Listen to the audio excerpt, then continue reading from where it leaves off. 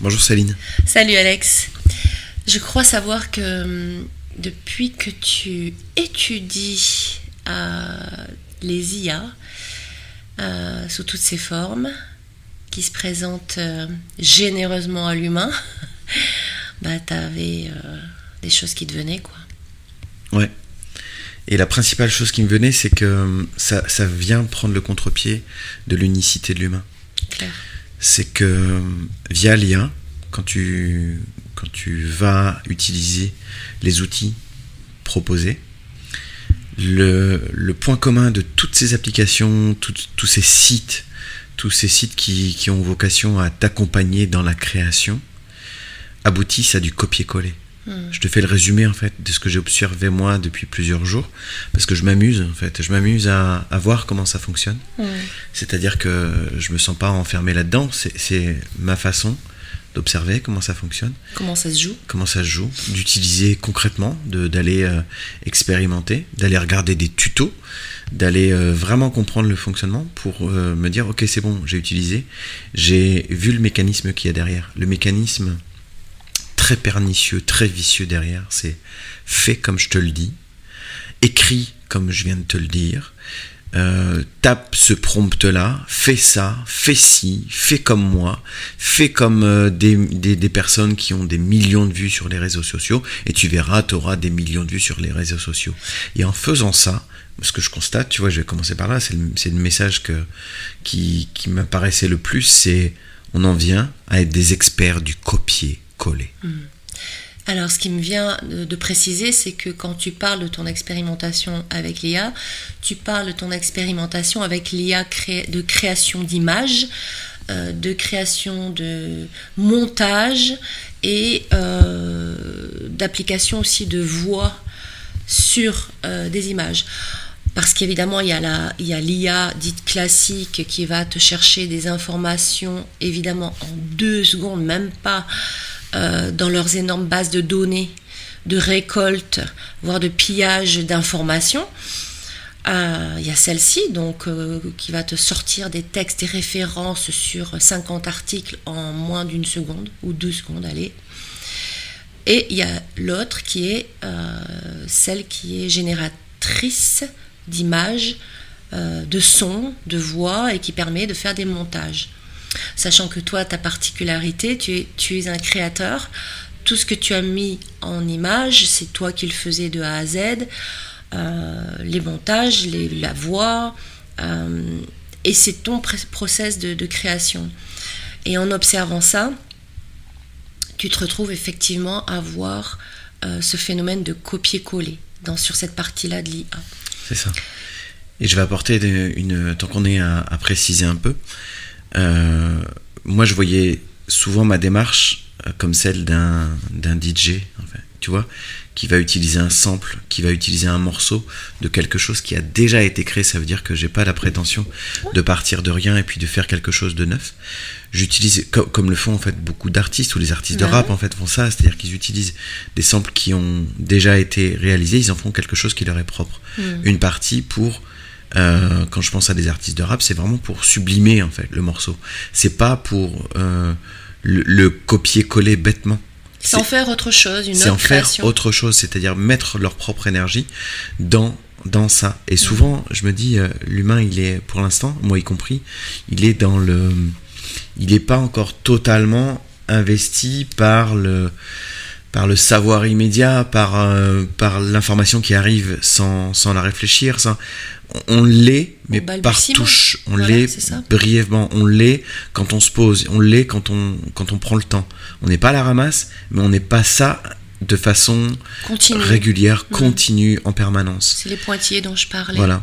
Et là, du coup, moi je me place, c'est dans l'idée d'être créatif au sens artistiquement parlant, pas de la créativité de l'arrivée de l'information qui est immédiate, parce que souvent il y a un amalgame entre les deux. J'avais fait plusieurs vidéos à ce sujet-là, où des fois on confond créativité et puis artiste, tu vois. Chacun on peut être créatif, c'est au sens de capter une information qui est immédiate et qui sera retranscrite par une personne, par un avatar qui a sa propre expérience, qui a son propre système de croyances, qui a ses propres particularités, qui a sa propre histoire tout simplement, et qui restituera une information qui elle est immédiate. Donc il y a deux choses pour moi dans le sujet qu'on aborde. Il y a la partie créative et il y a la partie restitution de l'information. Mais dans les deux cas, en fait, ce que je dis s'applique aux deux cas. C'est-à-dire que quand on se pose, ne serait-ce que pour parler, sans avoir l'idée de quoi on va parler, mais on se dit, ok, on va parler, on va investiguer, on va observer, on va tirer le fil, sans nécessairement avoir un plan, sans nécessairement être dans le, tu sais, petit 1, petit 2, petit 3, et ensuite thèse, antithèse, synthèse, dans l'analyse ou dans quoi que ce soit. Et il y a aussi l'observation que je fais, c'est vraiment artistiquement parlant. Est-ce que je me suis posé la question? Tu le rappelais à l'instant, moi ça va faire 5 ans que je monte des petites séquences audio et vidéo, et que je fais ça de façon assez artisanale. C'est-à-dire que j'ai jamais eu de formation à ça, j'ai jamais appris à ça avec des tiers, j'ai toujours fait en fonction de ce que moi je captais comme tips par-ci par-là. Et donc ça me demandait du temps, et je me suis dit dernièrement, mais pourquoi tu fais ton vieux réac et puis tu t'opposes systématiquement à l'IA? Va voir plutôt que de râler, et puis de râler de base, quoi. Va voir comment ça fonctionne et vois s'il n'y a pas certaines fonctionnalités qui peuvent t'arranger, qui peuvent te faire maximiser le temps que tu y passes, qui peuvent te rendre plus efficace. Et je me suis dit ok, pourquoi pas, et allons investiguer. Et là, ça fait 2-3 vidéos où je m'amuse à ça. Et je vois une grande différence entre ce qui est vendu dans les tutos, justement, dans les vidéos qu'on peut voir de ci, de là, qui vantent les mérites des différentes IA, qui se succèdent à une vitesse qui est frénétique aujourd'hui. C'est frénétique, une remplace l'autre. À peine t'en as utilisé une le lundi, que mardi, il y en a déjà une nouvelle, et mercredi, il y en a une qui remplace celle du mardi et du lundi. Et ça, c'est vérifiable, c'est visible. Ça, c'est le phénomène que moi, j'avais déjà capté, mais sur d'autres choses. C'est-à-dire que pour abrutir l'humain, le faire entrer dans un vortex, une course folle à on ne sait plus quoi, moi, j'avais remarqué ça déjà, mais il y a longtemps, sur le phénomène de la mode vestimentaire. Tout le monde s'en amuse. T'as la collection automne-hiver qui sort au printemps. Tout ça, mais même tout le monde l'a vu, ça. Tout le monde s'en amuse ou râle là-dessus. Mais c'est pas anodin. Il n'y a rien d'anodin dans tout ça. C'est pour nous faire tourner en bourrique, nous faire perdre notre fil à nous, notre axe. C'est pour nous désorienter. Il y a une grosse désorientation qui est programmée depuis fort longtemps.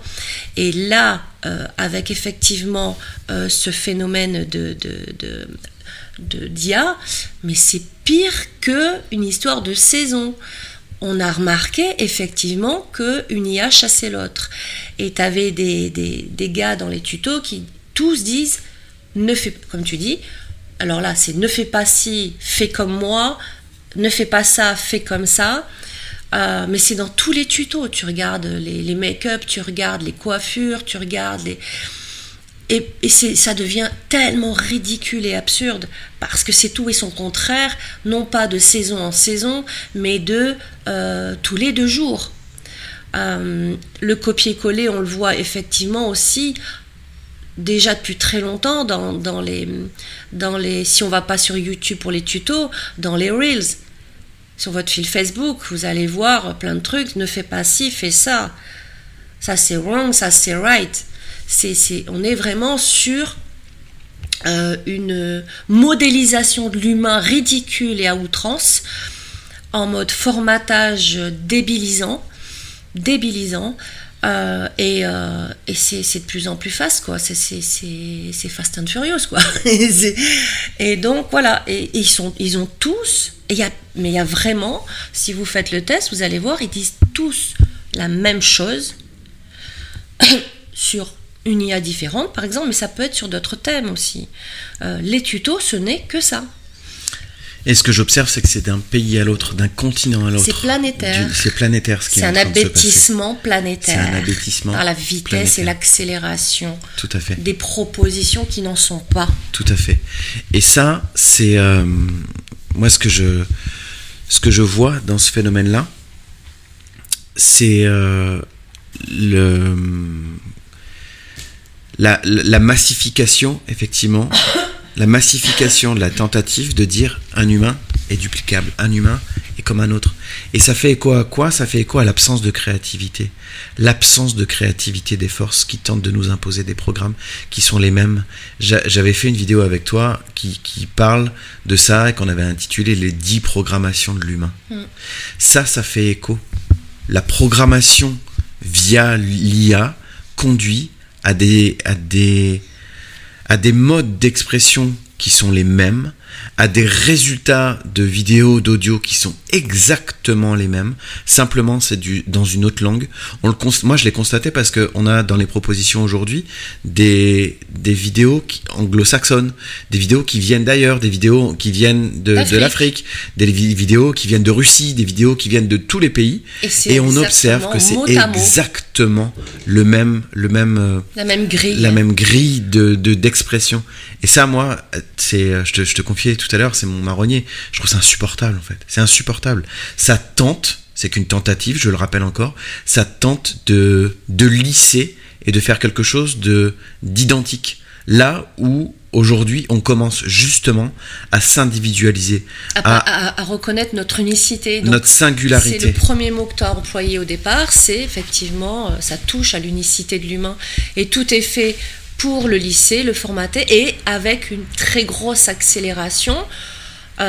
C'est vraiment de l'abattage de vidéos, de tutos, de reels, qui sont complètement étourdissants, parce qu'il y a vraiment ce phénomène de vitesse, d'accélération. C'est comme si on regardait un film en ultra accéléré, et non, même pas un film, mais 10 films en ultra accéléré. Il y a vraiment cette précipitation, moi il y a le mot précipitation qui me vient, pour faire de l'humain, que l'humain ne contacte toujours pas son unicité. Et comme toi, comme moi, comme Marco, comme d'autres avant nous, et d'autres en même temps que nous, et d'autres après nous, il y a des humains qui sont en conscience de leur unicité, de leur singularité. Et ça plaît pas, quoi. Ça plaît pas. Donc il y a effectivement cette notion d'accélération qui est complètement folle en ce moment. Complètement folle. Et ce que tu dis là, ça vient nous choquer. Pour moi, ça choque au sens de, ça vient me confronter. Ouais, ça télescope. Hein, ça me télescope parce que je me dis, bon allez, ça sert à rien d'être en opposition et en réaction à ça, parce que c'est ce qui se passe massivement parlant, collectivement parlant. Je vais prendre un exemple concret. Aujourd'hui, je te parlais de la voix. Moi, pour le coup, le travail avec la voix, ça me touche particulièrement parce que je sais que c'est une empreinte. Ça. L'empreinte vocale, on dit souvent qu'elle est unique. T'écoutes une personne, son empreinte vocale, elle est unique. C'est comme les empreintes digitales. C'est une empreinte qui permet de reconnaître l'expression unique d'un être. Aujourd'hui, quand je vois des IA qui cherchent à copier, qui cherchent à faire ressembler une expression orale, mais de façon mécanique assistée par la technologie, ça produit quelque chose de robotique. C'est métallique. Ça produit quelque chose de métallique, ça produit quelque chose qui n'est pas réel. Pour l'instant, ils en sont là, mais... À mes yeux, ça ne parviendra pas. C'est-à-dire peu importe, mais à mes yeux, je sais qu'il y a une limite à ça, il y a une limite à cette technologie-là, et je la vois d'emblée. C'est-à-dire que quand on enregistre une voix sur une séquence vidéo, par exemple, tu peux en faire quelque chose d'unique en fonction si c'est toi qui prends la parole, c'est moi qui prends la parole. On l'a fait précédemment sur certaines vidéos où des fois c'est toi qui écrivais le texte et moi qui le mettais en voix, ou des fois toi tu lis ton texte, tu lis ta voix. L'effet produit est pas le même selon qui s'investit dans la réalisation. Et il y a vraiment quelque chose de cet ordre-là aussi. Tu y mets tes tripes, tu y mets qui tu es, tu y mets ton empreinte, et tu vibres le contenu, tu vibres la réalisation. Sur un autre exemple, il me vient l'exemple d'Aline, pour pas la citer. Quand elle crée une œuvre, il y a Aline dans l'œuvre. Ah oui, c'est ça. Voilà, il y a sa vibe, il y a son sa singularité aussi. Et ça, moi je fais la différence immédiatement. Je sais te dire si une image, elle correspond à un humain, si une image, elle a été générée par l'IA, quelle que soit l'application. C'est de moins en moins grossier, c'est de plus en plus affiné. Mais tu le vois, si tu regardes, tu sais. Si tu regardes, tu sais. Et ça, moi, je peux pas valider ça, en fait. Je peux pas dire, ok, ça fait partie de maintenant l'évolution de l'humain que de savoir utiliser ces IA-là, d'un point de vue personnel, d'un point de vue artistique, d'un point de vue personnel, d'un point de vue, de façon soit personnel, soit même professionnel, parce qu'aujourd'hui, on voit que dans certains critères de recrutement, il y a l'utilisation de l'IA. C'est en train de devenir une compétence pour aller recruter des individus. C'est-à-dire que si toi, tu sais utiliser ChatGPT et gagner du temps en allant demander des idées, en allant demander des informations, en allant demander des résultats que toi-même, tu aurais pu produire, certes avec un peu plus de temps, mais et ça va me permettre de dire aussi que un des arguments de vente, je fais un aparté, un des arguments de vente de cette application-là, de ces applications-là, c'est quoi? C'est le temps. C'est-à-dire qu'en 2 clics de souris, tu as un script, tu as un résultat que toi, tu aurais peut-être mis 1 heure en fait à réaliser si c'était toi qui étais aux commandes, si c'était toi qui avais le crayon en fait dans la main, quoi. Et ça, quand je le dis, c'est pas seulement un jeu de posture réactionnel, c'est vraiment, je vois la tentative et je vois le risque. Je vois un risque. Le risque que je constate déjà dans ma propre profession, c'est l'abêtissement. C'est l'abêtissement dont tu parlais. Ça rend gaga, ça rend débile. Ça rend débile. Alors, et c'est pas l'humain. Au final, on se dit, ok, faisons la distinction entre l'humain et puis ce qui est en arrière, ce qui se joue de l'humain. Mais ça rend au final des êtres qui sont pas présents, qui sont pas là, qui sont comme s'ils déjà avaient dans du virtuel avec des lunettes de basique. Virtuel devant les yeux, mais sans les lunettes de virtuel. C'est-à-dire que l'artifice, l'intelligence artificielle, la présence de l'humain est partie. C'est exactement ça. C'est-à-dire qu'il y a une attention qui est portée sur la facilité, sur la rapidité, sur comment je suis capable de générer, par exemple, un devoir d'histoire-géographie, rien qu'avec ChatGPT ou n'importe quoi. C'est-à-dire comment je suis capable de faire sortir une réalisation, mais la réalisation, elle sort plus de toi. Elle sort de ton ordinateur. Elle sort de ton ordinateur, et ça on l'oublie. Et puis on se dit, finalement je deviens très créatif parce que je sais réaliser des prompts. Je sais rédiger des prompts. Et ça je vais en parler dans un petit audio que je suis en train de préparer en ce moment. Ce que je dis dans l'audio, c'est que quoi ? C'est que tu deviens un expert de rédaction de prompts. Tu deviens un expert de je sais parler avec mon ordinateur. Je sais parler avec ChatGPT. Je sais parler avec ces IA-là pour réaliser, pour produire quelque chose. Alors que en réalité, t'as pas besoin de ça. Alors, pour ma part, c'est pas l'idée d'être anti-IA ou anti-technologie, avancée technologique, parce que c'est de ça dont on pourrait nous taxer. Ouais. Clairement, c'est ça. Mais pour ma part, c'est pas ça. C'est vraiment être dans l'observation de ce qui se joue. Et ce qui se joue, on vient de vous en faire part. Moi, je vois un vortex vraiment très puissant et avec un phénomène d'accélération pour entraîner une masse d'humains à ne voir que par ça. Et ne voir que par ça, déjà, ça veut dire quoi ? Que ce soit ça ou autre chose. Si on veut t'entraîner à ne voir qu'une chose, c'est pour quelle raison ? Pour quelle raison ? De ne voir que par une chose ou qu'une chose. C'est bien pour te sortir de qui tu es. C'est bien pour te sortir de ton axe. Donc, pour faire de toi quelque chose de lisse et de programmé, de programmable et de formaté, de formatable, plus que jamais. Et cette accélération-là, elle est folle, elle est juste folle. Concernant l'abêtissement, on pourrait dire qu'il a commencé depuis longtemps, déjà avec l'introduction de la télé dans les foyers français. Chaque famille doit avoir sa télé. Je sais pas qui c'est qui avait dit ça. Bon, ça a pris des années pour qu'il y ait eu des programmes de merde. Au départ, il y avait un peu de qualité, un peu de trucs, voilà. Mais pour qu'il y ait des programmes de merde et très hypnotisants, là aussi, il y a eu un phénomène d'accélération. Donc, l'abêtissement, il n'est pas d'aujourd'hui. Mais là, c'est puissance 10. Et encore, je dis ça, mais voilà, peu importe le chiffre. C'est vraiment une très très grosse accélération avec une très très grosse intensité. Toi, l'exemple dont tu me parlais d'abêtissement, on peut dire que c'est génération là de maintenant, puisque c'est lors de l'enseignement de la conduite automobile. Moi, quand tu me racontes des anecdotes, je me dis, mais ils ont eu leur code comment ? Tu montres un panneau basique et elle te dit, c'est un panneau triangle. Ok. Je pense à toi dans ces moments-là, je me dis, ok, ça doit être chaud patate, quoi. Bon, on sait tous qu'on est un peu en stress quand on est dans l'apprentissage de la conduite, mais il y a quand même il y a quand même des signes qui ne trompent pas. Donc cette jeunesse-là, elle est quoi? Elle est plus sur TikTok, c'est quoi? C'est encore une fois des images à grande vitesse, du défilé, qui sont totalement hypnotiques. Ouais, et qu'on se trompe pas. Et qui rincent ton cerveau, ta cervelle, quoi. C'est plus un cerveau, c'est une cervelle de poulet que t'as après. C'est ça, et je me retrouve pas dans le conflit générationnel. Non, c'est juste l'observation est factuelle finalement. Voilà, c'est tout.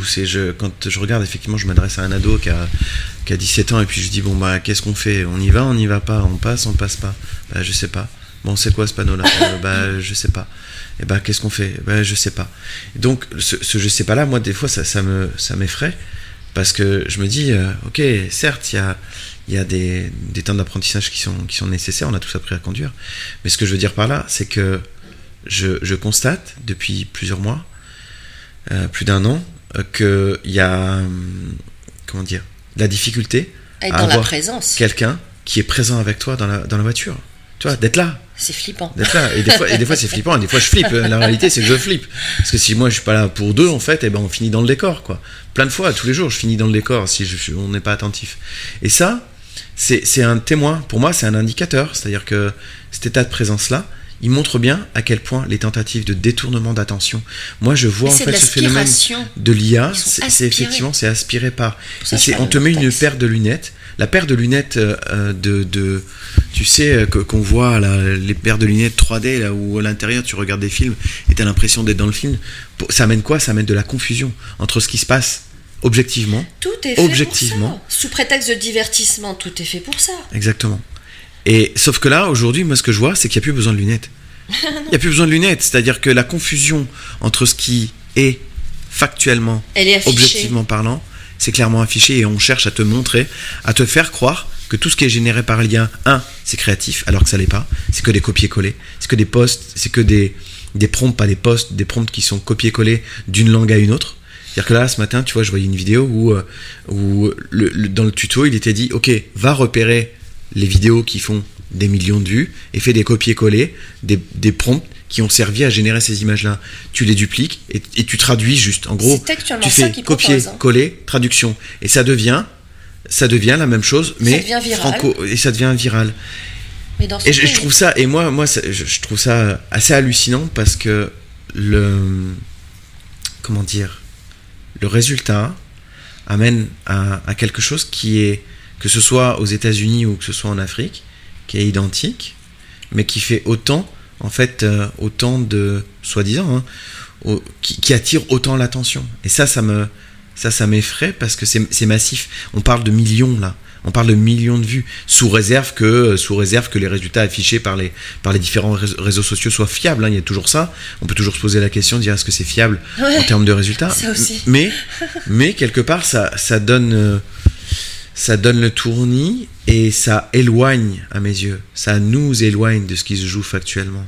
Ça éloigne l'humain de ce qui se passe, ça éloigne l'humain de sa réalité intrinsèque, de son essence, de son axe, d'être capable de créer à partir de rien, d'être capable de réaliser, de mettre Mais c'est la suite logique, en marche quelque chose. Et effectivement, c'est une suite logique. Les exemples que j'ai donnés qui sont anciens, c'est une suite logique.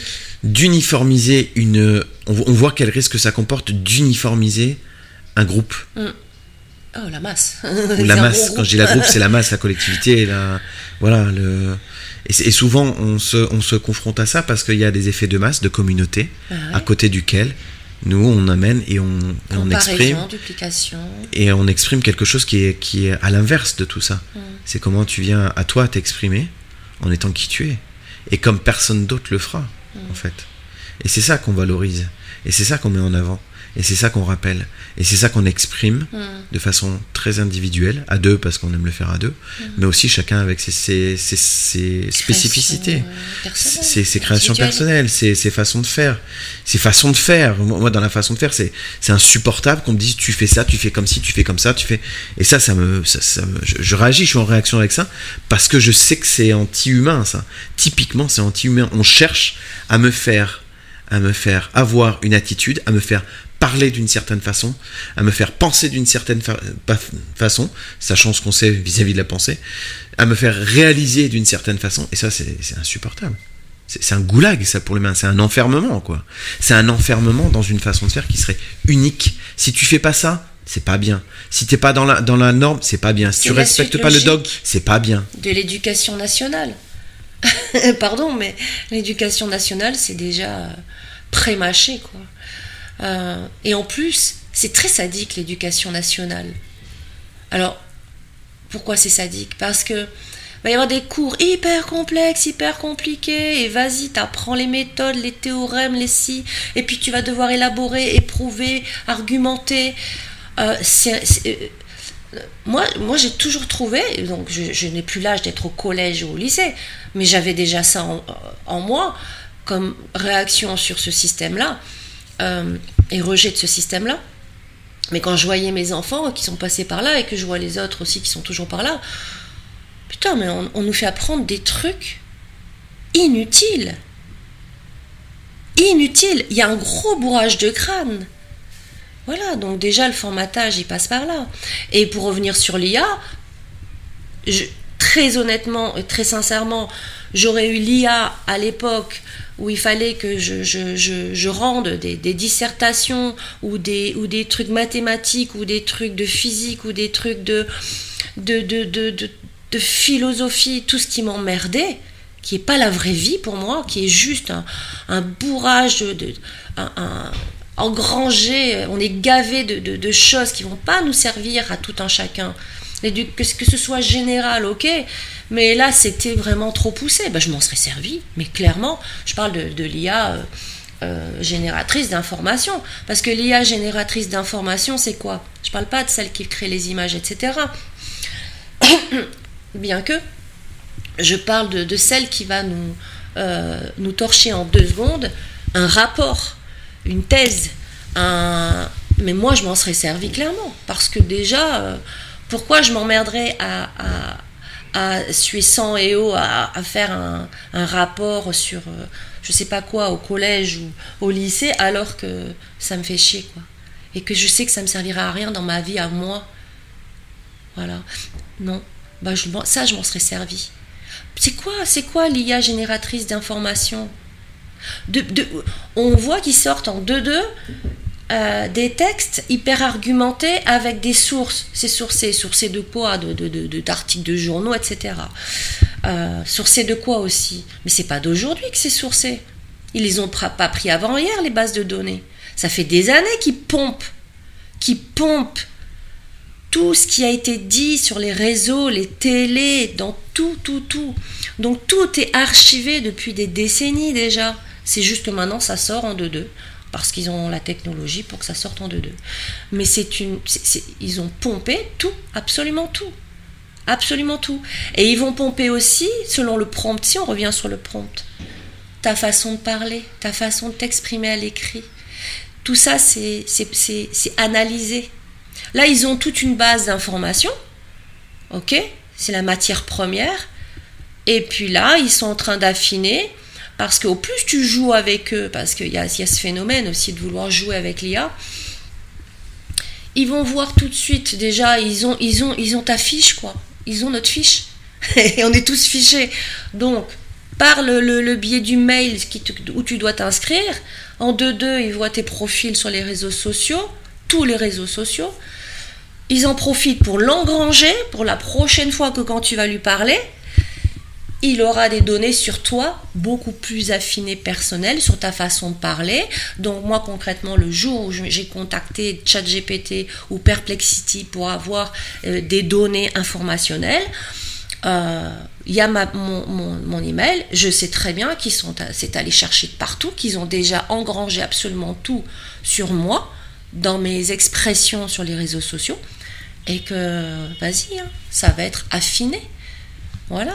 Et donc c'est assez impressionnant, mais juste faut être en conscience de ce qui se joue, et donc ça passe par l'observation. Nous on vous fait part de la nôtre, ça serait intéressant de voir comment vous observez ça vous dans votre quotidien, cette approche avec l'IA, dans les commentaires. Mais c'est assez intense et accéléré ce qui se joue là. Et il y a vraiment ouais, c'est une IA chasse l'autre, quoi. Avant, c'était... tu sais plus comment t'habiller, tu étais une fashionista, tu peux aller te racheter une garde-robe parce que 2 mois après, ils t'annoncent que ce que tu portes, c'est de la merde. Mais c'est de la merde et ils le disent comme ça. Parce qu'aujourd'hui, c'est ça. Donc, voyons à quel point l'humain est traité comme un pauvre poulet, quoi. Qui sait plus où aller chercher son grain de maïs, tu vois. Voilà. Donc ça, c'est mon observation à moi. Mais ça serait intéressant de voir parce que c'est quand même un phénomène d'époque qui est assez important. Dans ce qui se joue individuellement et sociétalement. Ça reste un marqueur important de ce qui se joue individuellement et sociétalement, collectivement. Et bien là, c'est encore une fois, t'en es où, toi, par rapport à tout ça? Est-ce que tu es dans ton axe? Est-ce que tu es emporté dans le vortex? Est-ce que tu es magnétisé par tout ce qui se joue au point de ne rien voir de ce qui se joue? Voilà.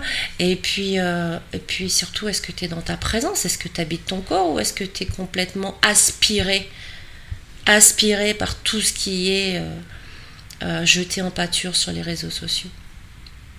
Voilà. C'est bon pour toi, Alex? C'est bon pour moi. Bah, moi aussi. Merci Céline. Merci à toi, Alex.